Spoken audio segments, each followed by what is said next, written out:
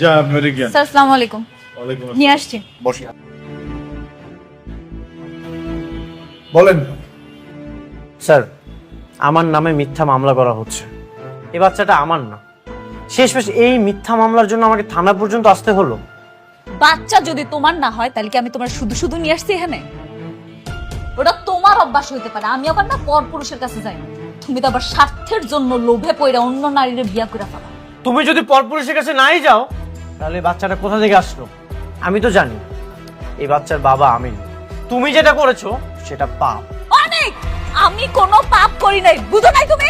আপনারা এইভাবে তর্কাতর্কি করেন না প্লিজ। এটা থানা, আপনারা দুজন হচ্ছেন সম্মানিত মানুষ।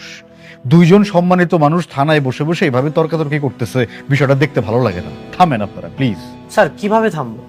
আপনার নামে যদি কেউ মিথ্যা মামলা দেয় আপনি মেনে নেবেন? যেই বাচ্চাটা আমার না সেই বাচ্চার দাবিতে আজকে আমাকে থানা পর্যন্ত আসতে হলো। আমি এত কিচ্ছু শুনতে চাই না। এখানে মামলা করতে আসছি, মামলা হবে। আপনি মামলা লেখেন, আপনি মামলা লিখবেন। আচ্ছা